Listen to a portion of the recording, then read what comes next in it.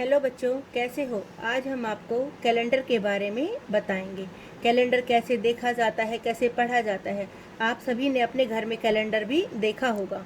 Calendar में मैंने भी एक पुराना कैलेंडर लिया हुआ है। इस कैलेंडर में जनवरी, फरवरी, मार्च, अप्रैल, मई, जून, जुलाई, अगस्त, सितंबर, अक्टूबर, नवंबर, दिसंबर, ये हमारे 12 महीने दिए हुए हैं। और यहाँ इंग्लिश में भी लिखा हुआ है Sunday, Monday, Tuesday, Wednesday, Thursday, Friday, Saturday. ये हमारे 7 दिन हैं। इन 7 दिनों से हमारा एक सप्ताह बनता है। अब हमसे ये पूछा जाता है कि 14 जुलाई को क्या वार है, तो हम जुलाई का महीना उठाएंगे और उसमें से 14 तारीख देखेंगे। तो ये जुलाई का महीना है और ये हमारी 14 तारीख है। तो 14 तारीख को हमारा कौन सा वार है? मंगलवार। इसी तरह से कुछ भी पूछा जा सकता है, जैसे 16 जून को हमारा कौन सा वार है? मंगलवार। इस तरह से हम कैलेंडर को देखकर किसी भी तारीख में हम बता सकते हैं कि उस दिन कौन सा दिन होगा।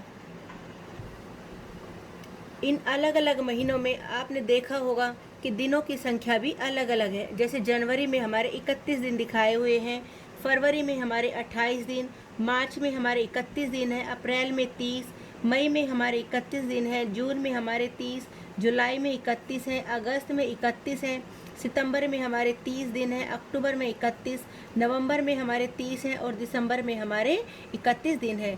यानी अलग अलग महीनों में हमारे अलग अलग दिन हैं। और कैलेंडर में कई बार कोई तिथि लाल रंग से या गहरे रंग से अलग से दिखाई गई होती है। इसका मतलब यह होता है कि उस दिन कोई हमारी छुट्टी का दिन है या उस दिन हमारा कोई त्यौहार है।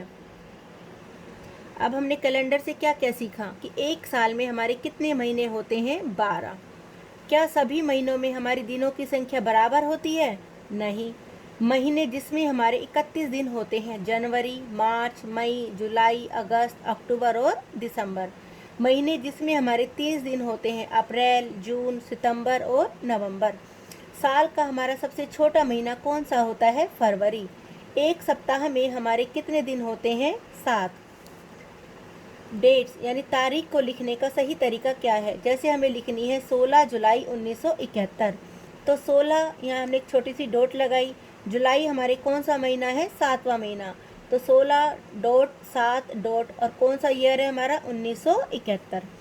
23 मई 1980, 23 डॉट मई हमारा कौन से नंबर का महीना है? 5वें नंबर का। मई डॉट और हमारा कौन सा आ गया? 1980। 5 अक्टूबर 2006, 5 डॉट अक्टूबर हमारा 10वां महीना है, डॉट 2006। अब हम देखते हैं लीप वर्ष क्या होता है, लीप ईयर। यहाँ मैंने 2 अलग अलग महीने लिए हैं फरवरी के। यहाँ फरवरी 2011 का कैलेंडर है, यहाँ फरवरी 2012 का है। यहाँ फरवरी में हमारे 28 दिन हैं और यहाँ हमारे फरवरी में 29 दिन है। ऐसा क्यों? 4 वर्षों में एक बार फरवरी में हमारे 29 दिन होते हैं।